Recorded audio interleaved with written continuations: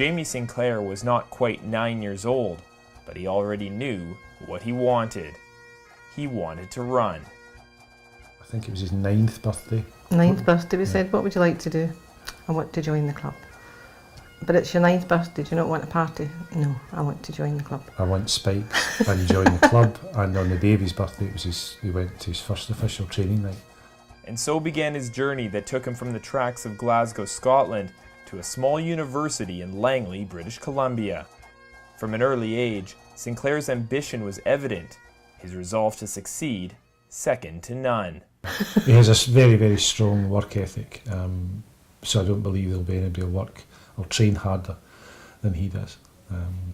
He's quite strong-minded, and if he doesn't want to do something, you've got to talk him round, shall we say. So in his mid-teens, when he turned his focus from distance running to pole vaulting, everything became about clearing bars, vaulting that next height. I was just kind of obsessed, like even at that age, like I would be trying to eat right, and so there was a lot of my friends got kind of annoyed that I would spend so much time like training and not enough time hanging out with them. So that's when my kind of friend base moved more towards track, which was a great to have that influence, other people with the same kind of goals, and kept me away from things that other kids were doing in Glasgow at that time. It didn't take long for Sinclair to make a name for himself in the vaulting world. At age 22, he cleared 4.5 meters to finish third at the 2012 Scottish Indoor Championships. Around Scotland, he was an up-and-coming star. However, shortly after his bronze medal effort in 2012, he found himself searching for a new coach. At the same time, more than 7,000 kilometers away and with an ocean in between, a burgeoning track and field program at Trinity Western University was hiring Rob Pike, a former Canadian national pole vault champion. The opportunity for Sinclair, which would see him join his good friend and star hurdler Callum Innes in Langley, was simply too good to pass up. Me and a lot of athletes were stuck here and kind of not a lot of motivation to train, and I'd heard about Rob Pike coming to Trinity, and I guess within 2 weeks I'd signed up, and I'd applied for my visa and stuff like that. So it kind of all just fell perfectly into place. At the time, it seemed simply to be a coincidence. For Sinclair, there was no big picture. It was simply about vaulting. Faith was the furthest thing from his mind. Just seeing the changes in Callum, I was maybe worried that he had just kind of went with the crowd when he went across there, so I went to Trinity with just planning to stay away from, I was only there to train. The only reason I was there was to jump higher. However, things changed upon arriving at Trinity Western.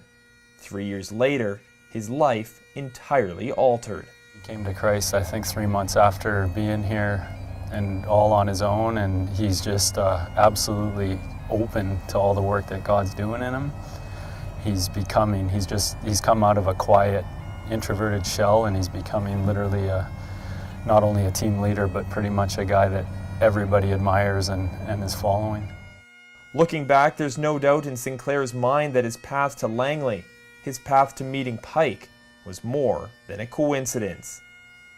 The change in me now, seeing that it was clearly God that put everything into place for me to arrive at Trinity, for me to not have a coach and for a pole vault coach just to arrive at the perfect time and me to be out there.